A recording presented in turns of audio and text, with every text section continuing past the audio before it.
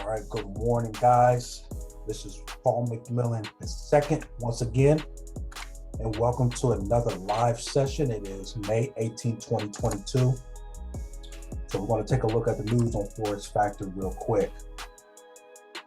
So as far as I can see, the Canadian dollar is going to be under some major news today, starting at 8:30. And then for the Asia session, it's going to be Australian dollar and the New Zealand dollar. As you already know, I trade indices. Doesn't mean I don't trade Forex, I do, but I love trading indices. So we're going to be trading NAS100. So to get started, we're going to start marking up on market structure. You already know how we do that. So we do that from the 15-minute to the 4-hour time frame. So let me pause this recording until I go all the way back in price, as far back as possible. Be right back. You can see this is as far back as price goes here. So we're going to put a vertical line here.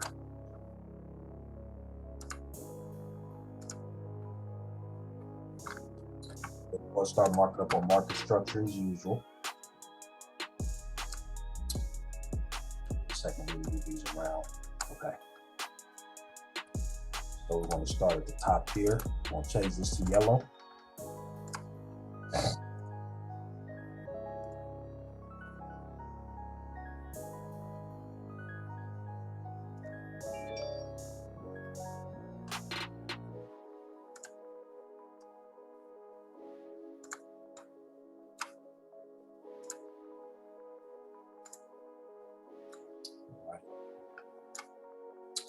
So now that we have marked that up, I'm going to go ahead and draw my zones under these horizontal lines.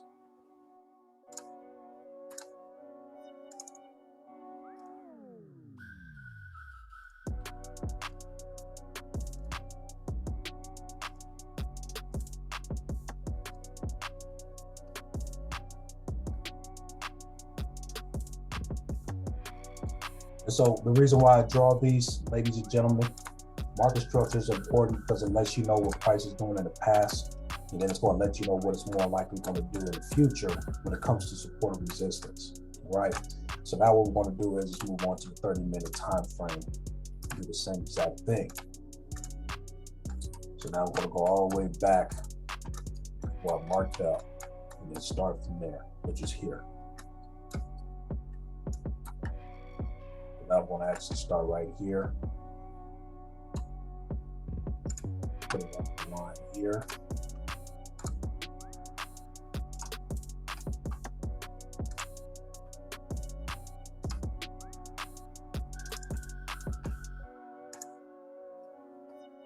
So we're going to make this green. Go down here.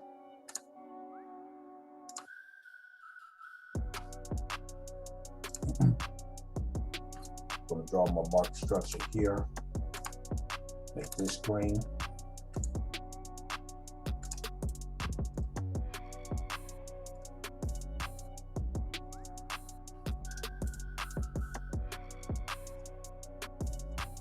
Here as well.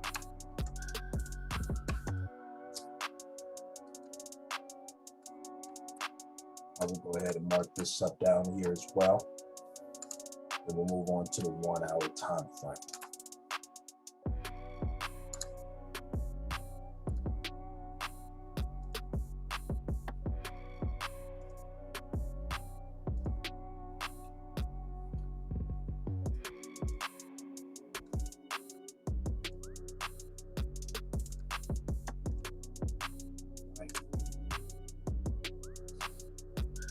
So now that we did that, so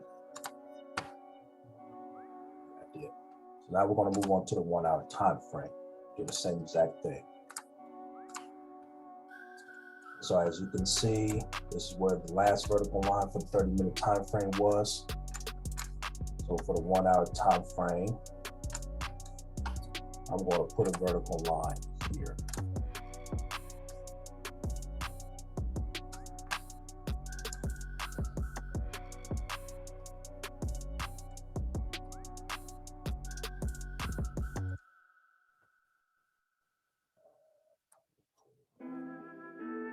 here is good. Make this red.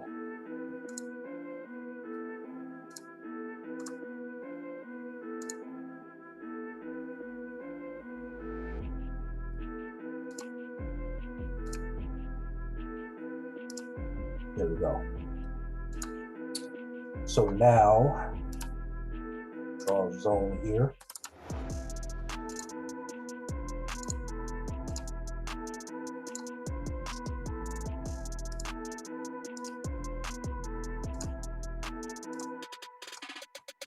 Then I'm going to see if there's any more other zones to draw in the 1 hour. No, that's what current price is. So let's move on to the 4 hour.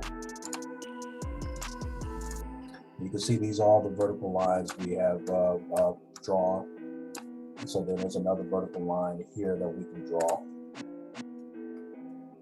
So I'll put that here. At this point, I'm going to probably draw a zone down here. Make this purple.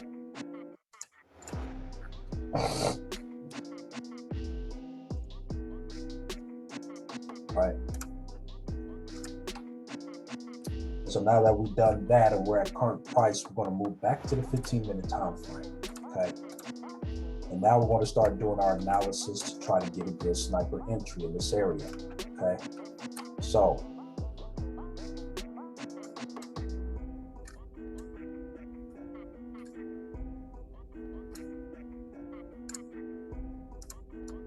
kind of bring this down a little bit here. Yeah. This is probably good for now.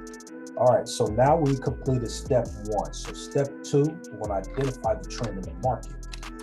Now, when I look at the RSI, even look at the overall market, I can see that price is actually starting to trend down. You see lower low, lower highs, lower low, lower highs. Another one there. I would say it's ranging a little bit here as well, but then it dipped down. So we'll just say that price is trending. We'll just say that for now. As time goes on, if we see something different, then we'll adjust this. But for now, I'll say that price is trending down currently. So I'm going to put a note here that's going to say bearish trend line for the 15-minute.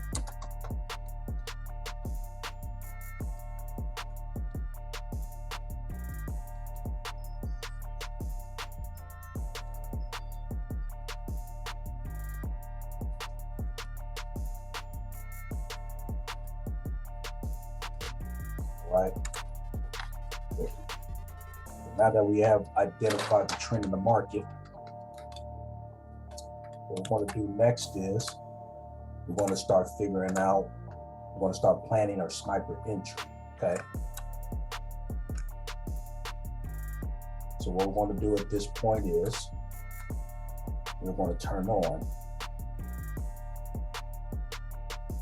higher high to lower low in indicator of higher high, lower low strategy indicator. This is what helps me to identify the nearest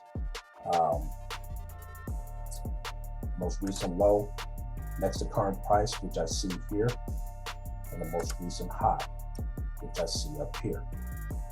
Okay. So this helps me to identify my break and retest zones, which I call the X factor zones, X factor line zones. So if price breaks and retests down here, then that's a good, that gives me the incentive to go ahead and sell. Price break and retest this line, that gives me the incentive to buy. So I kind of gauge these depending on what price is going and what it's doing until the 9:30 bell, and I adjust it accordingly. That way I get a good break and retest, okay? Now, I might adjust these later as time goes on, but I'm just going to keep it like this. I'll move it up here. Yeah, that's not going to work. So that's the next thing. That's the so one thing I do. So now, turn this off. Right. And so the very next thing I'm going to do now is I'm going to turn on my order block indicator. Okay. I'm going to locate imbalances in the market. last order blocks, okay? So let's analyze this. So with this most recent bull move, the institutions put a lot of money in this order and made price shoot up sporadically. I mean, really, really quick. That created a lot of imbalance in the market to where they had to come back and mitigate half of this, and then they mitigated all of this here as well. But now a lot of these, like this move here, it caused an imbalance as well. So I wouldn't be surprised if they brought price back up to this point and then decide to sell it down, because ultimately they have a lot of imbalance that they need to make back up from all these previous orders here, okay? A lot of imbalanced moves that were, that resulted from these buy orders, and a lot of these sell orders that weren't fulfilled. So they could sell it down. But there's some imbalance up here too as well. You never know, they could buy it up and then decide to sell it down as well. So that's my analysis there. And the next thing I'm going to do is go to the settings of my order block indicator and locate the order block. So this is the most recent order block here. So they could bring price all the way up here, gather liquidity up here, and then sell it down. Very possible. So that gives me the incentive to know that more likely price is bearish and it's going to continue to sell, but we'll know at the 9:30 bell. So since I know that, I use these imbalances as my take profit zones, okay? So there's an imbalanced line here. I probably will put one here, take profit one. I probably will make this take profit two, okay? And then for the buy, I probably will make this take profit one, take profit two. Now, before I even do that, now once I do that, this is when I start setting my X factor. Not X factor, my risk to reward tool. Now with my risk to reward tool, my goal is to get at least a risk to reward of 1. So in order for me to get that, I probably have to push it all the way out to here. And this will probably be my TP1 here. That would give me plenty of pips and NAS to get. And then I probably would make this my TP2 down here. So you go ahead and set this. This will be TP1 with the 1200 plus pips.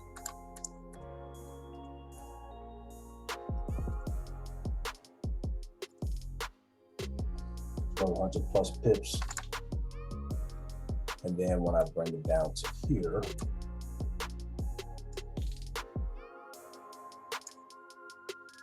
it's going to be 2300 plus pips,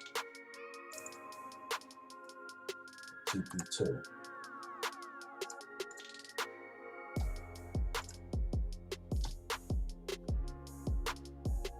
Right.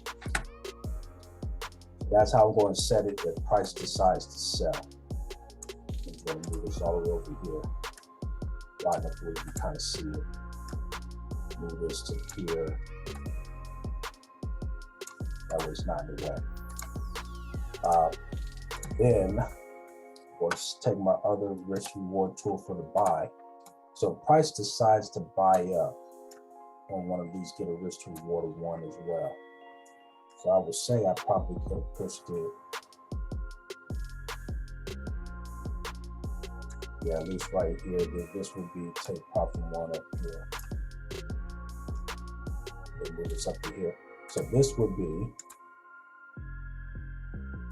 the 1200 pips worth of NAS. So this would be TP1.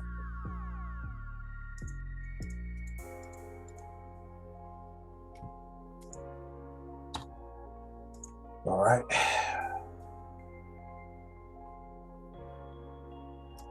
Then $1,900 worth of pips there.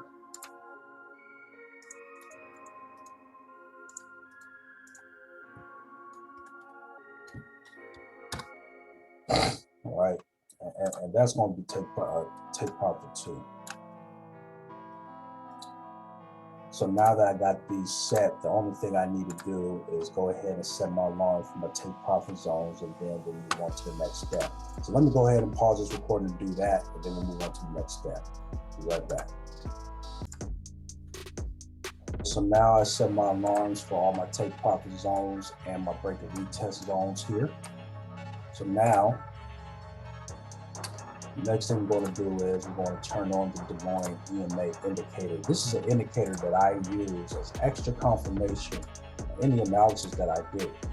So typically the way it works is anytime when the yellow EMA crosses the red EMA, and especially if it's above the blue EMA, it's a sign of a very strong candle forming or a very strong trend, kind of like here, here, so on and so forth. So I can see here that the yellow EMA is already crossed the red EMA, and it's below the blue.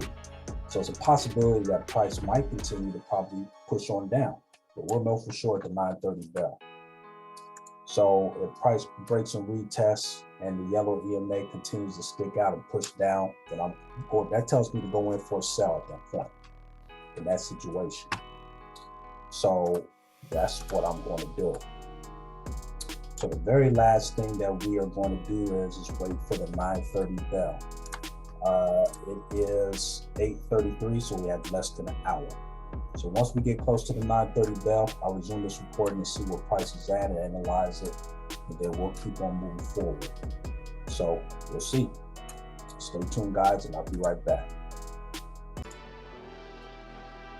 Hey guys, interesting enough, it looks like price is pushing down.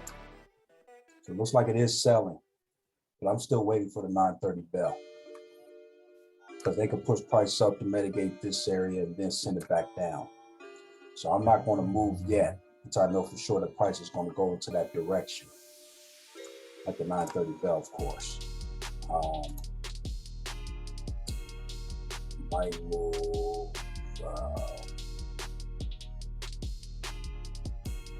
Might move this down here. Change my break and retest.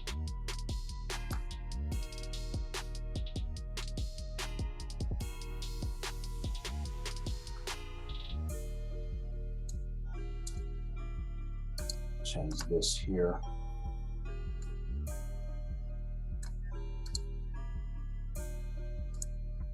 Copy this.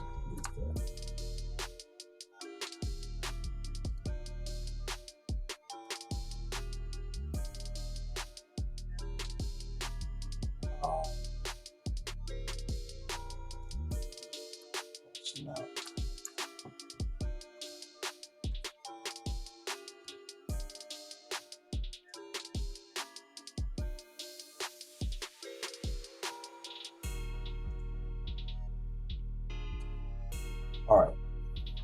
So again, I'm going to wait for the 9:30 bell. Then I'll know for sure exactly where price is going. It's 8:47, so we got over 30 minutes. So we'll see where we're at soon. Stay tuned. Like price is dropping, I might as well go ahead and just drop it for a sell. Since it's pushing down, I'll share my phone screen and see if I can get something out of that.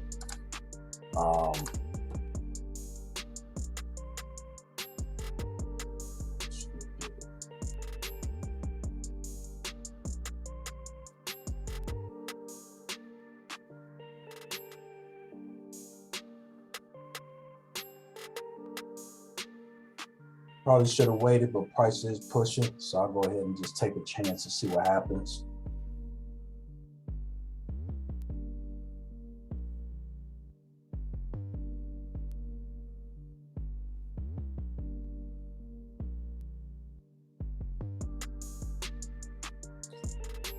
I'll pause this recording and I'll resume if I end up in profit. Be right back. Looks like I'm in profit. We'll try to get at least $30 out of this. And then if I get $30 out of this, I'll probably wait to the 9:30 bell and jump in again, maybe. Or I might just take $30. 7. Would be nice if I got 50 out of this. It's really pushing now. Crazy how price is pushing down even on the 9:30 bell.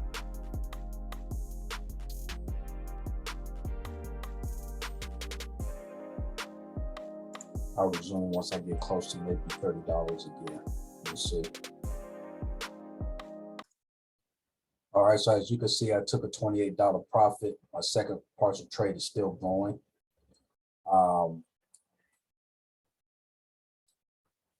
So I might, if it's 28, that's going to give me at least 38.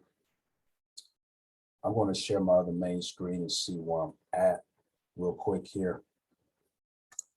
Then that's going to gauge on whether I'm going to close the trade and just take a $40 profit today, which is not bad.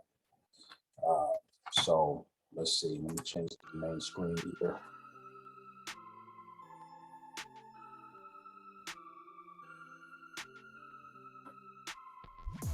The prices really dropped. It's already dropped about 300 some dollars, 300 some pips of NAS. We'll see if it keeps on going. But what I'm gonna go ahead and do is trail my stop loss. Modify it to at least right here. 1, 2, 3. 1, 2, 3, 6, 9.3.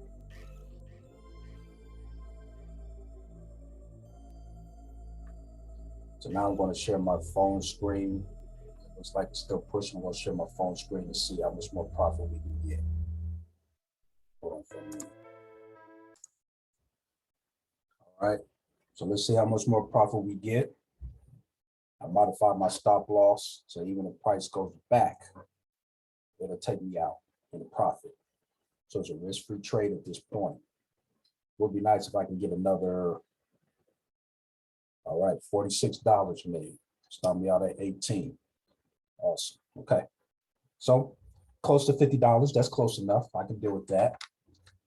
So we did good with that one. So I could deal with that, $46. Yeah. But my goal is to get at least $50 to $100 a day. So just a $4 difference. Let me go ahead and share my other screen here. Yep, so price went down quite a bit. Didn't even have to wait for the 9:30 bell. Interesting. So that was good. I'm not going to get into another trade. I'm just going to actually wrap it up since I made money in this market, and then I'm going to do a back testing session on this later on. So we actually did pretty good here. So that's it for this live session. I'll see you guys on the back testing session later on. Take care. Bye.